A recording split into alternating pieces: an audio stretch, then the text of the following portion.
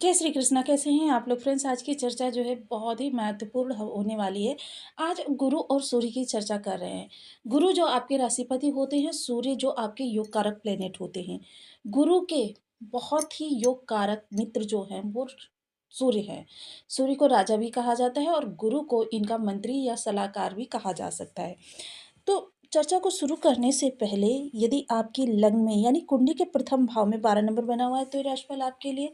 कुंडली में कहीं भी चंद्रमा के साथ 12 नंबर बना हुआ है तो ये राशिफल आपके लिए। कुंडली ना होने की स्थिति में आप इसी नाम राशि से भी देख सकते हैं। यदि अभी तक आपने अपने इस चैनल को सब्सक्राइब नहीं किया है तो प्लीज़ सब्सक्राइब कर लीजिए, वीडियो को लाइक कर दीजिए, चैनल को शेयर कर दीजिए। इससे होगा क्या कि हमारे आने वाले हर वीडियो की नोटिफिकेशन मिल सकेगी आपको सबसे पहले। एक प्यारा सा कमेंट करना बिल्कुल ना भूलें। कमेंट से हमें बहुत मोटिवेशन मिलता है, हौसला मिलता है और ये पता चलता है आप और क्या जानना चाहते हैं। तो देखिए, वर्तमान समय में ग्रहों की जो स्थिति है वो कुछ इस प्रकार है। राहु, शुक्र और बुध की जो युति हो रही है वो आपकी लग्नगत ही हो रही है। इसके अलावा गुरु जो आपके राशिपति होते हैं ये आपके तृतीय भाव में बैठे हुए हैं। हालांकि तृतीय भाव में ये दिग्बल विहीन होते हैं किंतु आपके राशिपति हैं, तो आपके लिए इनका प्रत्येक गोचर महत्वपूर्ण होता है और ये आपके लिए प्रत्येक भाव का अच्छा ही प्रभाव देने का प्रयास करते हैं। मंगल जो आपके धन भाव और भाग्य भाव के स्वामी होते हैं आपके सुख भाव में बैठे हुए हैं।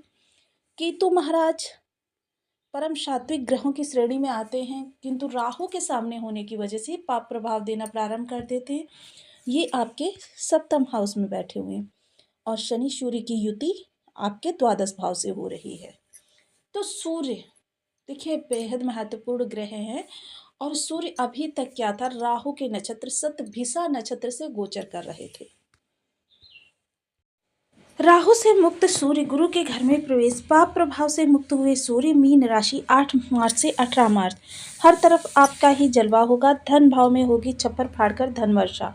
तो देखिए सूर्य जो है वो राजा हैं और स्वर भानु नाम के राक्षस की कहानी यहाँ पर आपके लिए जरूरी हो जाती है। स्वर भानु नामक एक राक्षस था जो कि समुद्र मंथन के समय जब समुद्र से मंथन निकला और उसे विष्णु भगवान मोहिनी स्वरूप धारण करके अमृत को देव और दानव के बीच में बांटने लगे, उस समय क्या स्वर भानु उनकी चाल को समझ गया। चाल को समझते ही उसने क्या किया कि तुरंत अपना स्वरूप बदला और देवों में देवता बनकर बैठ गया। चंद्रमा और सूर्य ने उसके इस छल को देख लिया किंतु उन्होंने जब तक विष्णु भगवान को संकेत किया तब तक स्वर भानु अमृतपान कर चुका था। विष्णु भगवान ने तुरंत अपना चक्र चलाया और चक्र चलाकर स्वर भानु के शरीर के 2 टुकड़े कर दिए। प्रथम भाग जो सिर था वो राहु बना और जो धड़ था वो केतु बना। तो तभी से सूर्य चंद्र की राहु के साथ शत्रुता चली आ रही है और समय समय पर आपने देखा होगा कि अमावस्या और पूर्णमासी को सूर्य और चंद्र ग्रहण होते हैं जिनका प्रभाव अनवरत जारी है।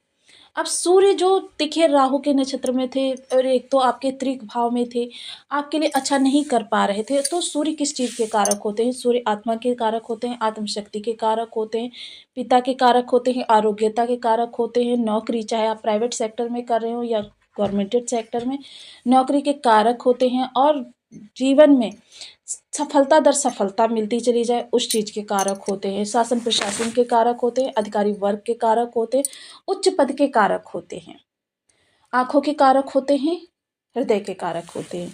तो इतने सारे महत्वपूर्ण कारक चीज़ें जब सूर्य के पास हैं तो सूर्य का त्रिक भाव में जाना, हालांकि देखिए ये विदेशों से जुड़े हुए लोगों के लिए बहुत अच्छा था किंतु ये शत्रुता वगैरह के लिए अच्छा नहीं था। वही आपकी आत्मशक्ति, देखिए आत्मशक्ति वह वस्तु होती है, एकाग्रचित्तता, ये ऐसी चीज़ें होती हैं जो जिस भी व्यक्ति के अंदर होती हैं तो उस व्यक्ति को क्या है कि निरंतर आगे प्रेरणा देती हैं।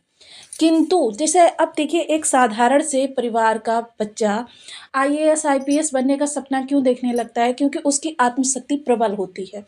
जब उसकी आत्मशक्ति प्रबल होती है तो वो ठान लेता है कि स्वयं उसके अंदर से आवाज़ आती है कि मैं इस कार्य को कर सकता हूँ और उस आत्मशक्ति के बल पर अंतोगत्वा वो अपनी जीत दर्ज करा ही लेता है। किंतु जैसा कि हमने बताया जब किसी नक्षत्रपति यानी कि कमरे में आपके बल्ब लगा हुआ है, रोशनी तो वही रहने वाली है, किंतु उसके ऊपर जब लाल रंग का आवरण चढ़ा होगा, यानी कि जो काँच होगा वो लाल रंग का होगा, तो जो रोशनी आएगी वो लाल आभा लिए हुए आएगी। जब उसके ऊपर हरे रंग का काँच होगा, तो रोशनी जो आएगी वह हरी आभा लिए हुए आएगी। तो इस समय क्या है, आपकी आत्मशक्ति में थोड़ी-सी कमी देखी गई। भ्रम और स्वांग के कारक हैं, संशय के कारक हैं, तो जो भी कार्य आप करना चाहते हैं, उन सभी कार्यों में आपके संशय उत्पन्न हुआ, भ्रम की स्थिति उत्पन्न हुई और आप क्या हुआ कि बहुत ज़्यादा एक तरीके से कह सकते हैं कि स्वयं से ही भयभीत से दिखे, क्योंकि पिछला कुछ समय भी कुछ ऐसा ही गया कि जिसके वजह से कि आपके अंदर एक अनजाना सा डर भरा हुआ है। ये डर जो है राहु के ही कारण है। राहु ने आपको उन चीज़ों का पता ही नहीं चलने दिया जो चीज़ें आपको ऊंचाई पर ले जा सकती थी, क्योंकि देखिए शनिवत कार्य करते हैं राहु। अब शनि क्योंकि अस्त चल रहे हैं और उससे पहले शनि ने 7.5 आपके ऊपर बना रखी थी, प्रथम चरण था। अब प्रथम चरण व्यक्ति को पूरी तरह तोड़ने के लिए पर्याप्त होता है, उसको फाइनेंशियल मेंटली इतना ज़्यादा डिस्टर्ब कर देता है कि व्यक्ति जो है बहुत ज़्यादा परेशान, हताश, निराशा हो जाता है। माइंड उसका काम नहीं करता है और अब आगामी जो द्वितीय चरण चलेगा, वह आपके लिए थोड़ा-सा और ज़्यादा कष्टकारक होगा, क्योंकि उसमें स्वयं आप प्रभावित होने वाले हैं। आपकी 7.5 का जो ये समय था, ये राहु ने लग्नगत बैठकर इसको और ज़्यादा दुष्कर किया। किंतु अब देखिए राहु का समय सही चल रहा है और वहीं शनि अस्त हो चुके हैं, तो यानी सूर्य के प्रभाव जो हैं आपके लिए थोड़ी आपकी शत्रुता बढ़ी।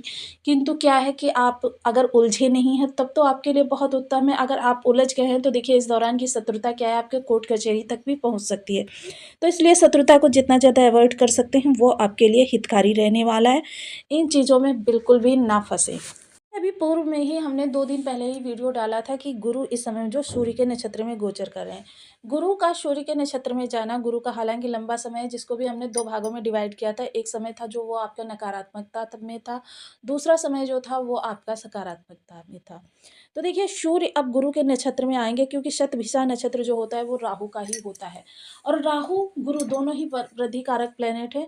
तो यहाँ पर आपके लिए वृद्धि, देखिए तब भी वृद्धि थी, लेकिन क्या था कि 36 का आंकड़ा होता है इनके दोनों के मध्य, जिसके कारण से आपकी क्या है, आपने नौकरी के लिए प्रयास किया, उसमें भी आपको नेगेटिविटी देखने में आई कि पूर्ण रूपेण आप सक्षम हैं उस कार्य को करने के लिए, फिर भी आपको डिले मिल रहा है या कहीं-कहीं से आपके लिए नकारात्मकता भरा जवाब आ जा रहा है।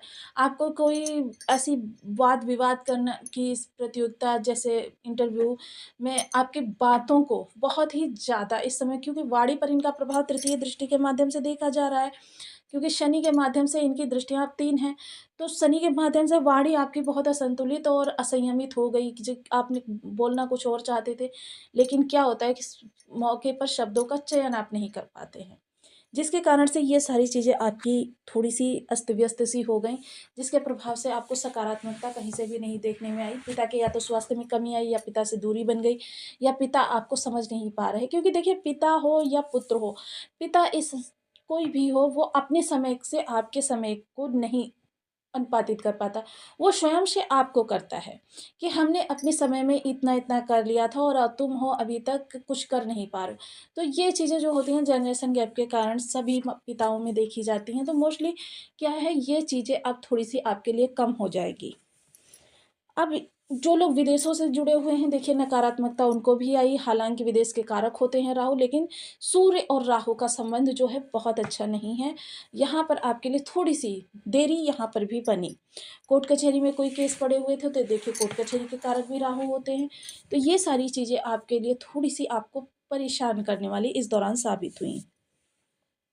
अब सप्तम दृष्टि यहाँ जाएगी, तो देखिए आपने यदि श्रृण लिया है तो श्रृण तो बिल्कुल भी ना लें, क्योंकि राहु आपके लिए श्रृण बनाते हैं और श्रृण 7.5 में आप चुकाने की स्थिति में नहीं आ सकते। श्रृण अगर लेना ही चाहते हैं तो श्रृण सिर्फ आप कार्य कारोबार के लिए, लेकिन लें अपनी ज़रूरतों के लिए नहीं, क्योंकि इस दौरान का श्रृण आपका लिया हुआ बहुत मुश्किल पड़ जाएगा आपको निकालना। वहीं अगर चर्चा करें इस दौरान आपके प्रतियोगिता की, तो देखिए प्रतियोगिता में सूर्य का प्रभाव है, तो स्वयं के घर को देख रहे हैं, तो आपके लिए थोड़ी-सी राहत है, किंतु पूर्ण रूपेण नहीं। हालाँकि आपके भाग्य भाव के स्वामी सुख भाव में बैठे हैं, तो आपके कर्म में इस समय पर परिवर्तन होना ज़रूरी है। प्रतियोगिता में आपको 70% आपकी मेहनत पर डिपेंड रहना है, 30% आपको भाग्य के भरोसे रहना है। जो लोग भी किसी भी तरीके से किन्हीं कार्यों में ऐसे फँसे हुए थे कि जो मतलब जॉब को लेकर, इंटरव्यू को लेकर, डीलिंग को लेकर, उन लोगों के लिए समय काल सही रहेगा। जो लोग भी पिता से थोड़ा-सा क्षुब्ध थे, पिता के लिए अच्छा रहेगा। पिता की तरफ से आपको अच्छा फ़ील होगा कि मतलब पिता आपका साथ दे रहे हैं और आपके लिए अच्छा करने का प्रयास कर रहे हैं, या कुछ लोगों के पिता तो यहाँ तक कि उनके लिए कुछ बिज़नेस स्टेबल करने के बारे में सोच सकते हैं, तो उसके लिए समय काल अनुकूल है। मान-सम्मान में इस समय पर वृद्धि हो सकती है। साढ़े-साती की वजह से जितनी भी आपको निराशा प्राप्त हुई थी, वह निराशा अब आपकी समाप्त होती हुई दिखाई देगी। यहाँ पर क्या होगा कि आपके इस दौरान बहुत सारी चीज़ें ऐसी होंगी कि जैसे कि आप को रातों में नींद का थोड़ा-सा अभाव रहने वाला है। इस दौरान आप थोड़े-से चिंतित, विचलित दिखाई देने वाले हैं। आपको इस समय क्या है कि परेशानियों से राहत तो प्राप्त होगी, किंतु पूर्ण रूपेण नहीं। ये इस समय पर आपके ग्रह गोचर की स्थितियाँ जो हैं आपको थोड़ा-सा परेशान करने के लिए पर्याप्त हैं। हालाँकि ये सभी के लिए नहीं होगा, ये उन लोगों के लिए होगा जिनके बर्थ चार्ट में शनि या क्षमा करें, गुरु या सूर्य की स्थिति थोड़ी-सी विषम है। अन्यथा विदेश के सभी कार्य बनते हुए दिखाई देंगे। विदेश से जुड़े हुए लोगों के लिए बहुत अच्छा समय काल रहने वाला है। चोट-चपेट की जो स्थिति बनी हुई थी वो दूर हो गई है और आपके इस समय पर चोरी धन-हानि के जो योग बने हुए थे, वो समाप्त हो गए हैं। तो देखिए इस समय समय जो है वो धीरे-धीरे अनुकूल हो रहा है। हालाँकि आपके प्रयास जो हैं सही दिशा पर होने चाहिए। अब कोई भी ग्रह आपके लिए अरिष्ट कारक होकर बैठा हो, उसकी अरिष्टता को दूर करने के लिए और उसकी शुभता को बढ़ाने के लिए शास्त्रों में कुछ उपाय बताए गए हैं। तो देखिए हम वही उपाय आपको बताते हैं जो आपको हमेशा के लिए अच्छे लाभ प्रदान कर सकें। तो देखिए यदि गुरु या सूर्य इनमें से किसी की भी स्थिति आपकी खराब है, तो आप उनके उपाय तुरंत प्रारंभ कर दें। हालाँकि उपाय जो हैं लंबे समय में प्रभाव देते हैं। ऐसा कुछ भी नहीं होता है कि जादू की छड़ी की तरीके से, क्योंकि आप खुद ही समझिए कि जब हम भाग्य को बदलने की बात कर रहे हैं, भौतिक वस्तुओं की पूर्ति तो हमारी काफ़ी लंबे समय में होती है और जहाँ पर भाग्य की बात हो वहाँ पर आपके लिए थोड़ा-सा समय लगने वाला है। तो देखिए गुरु के लिए ओम ब्रह्म बृहस्पति नमः, सूर्य के लिए ओम घृणी सूर्याय नमः। इन बीज मंत्रों का आप 1 माला, 2 माला, 5 माला, 7 माला, 11 माला का जप नियमित अपनी सुविधानुसार करना प्रारंभ करें। नित्य प्रति प्रातः उठकर सूर्य को अर्घ्य प्रदान करें। आप नमक का रविवार के दिन त्याग करें। इसके अलावा लाल रंग की वस्तुएँ प्रत्येक रविवार को धर्म स्थान पर दान करें। केसर का तिलक मस्तक, कंठ, जिह्वा पर लगाएँ और हल्दी मिश्रित जल से केले की जड़ या पीपल वृक्ष का सिंचन करें। इसके अलावा देखिए साधु संतों के सानिध्य में सात्विकता पूर्ण जीवन व्यतीत करें। नित्य प्रति धर्म स्थान पर जाएँ और जितना ज़्यादा आप सात्विक रहेंगे, सबसे पहले तो क्योंकि गुरु की राशि के जातक हैं आप, आपके लिए अरिष्टता बिल्कुल भी पर्याप्त नहीं है। अब बहुत से लोग कहेंगे कि बहुत से लोग तो भच्चे-भच्चे करते रहते हैं। तो देखिए ये चीज़ उन्हीं के लिए ज़रूरी होती है, जैसे जो बीमार है, मुझे यदि बुखार है तो मुझे बुखार की दवाई लेनी पड़ेगी। अन्य लोग स्वस्थ हैं तो उन पर कोई प्रभाव नहीं है, वो दवाई लें या ना लें। तो इसके लिए देखिए उपाय बहुत ज़रूरी हो जाते हैं। आप उपायों को निरंतर करते रहें जिससे आपको लाभ प्राप्त होता रहेगा। गुरुवार के दिन आप नमक का त्याग कर सकते हैं या फिर गुरुवार का व्रत कर सकते हैं, गुरु की होरा में निर्जला व्रत कर सकते हैं। तो आपको वीडियो कैसी लगी मुझे कमेंट बॉक्स में ज़रूर बताएँ। चैनल पर न्यू हैं तो प्लीज़ वीडियो को लाइक, शेयर, चैनल को सब्सक्राइब करना बिल्कुल ना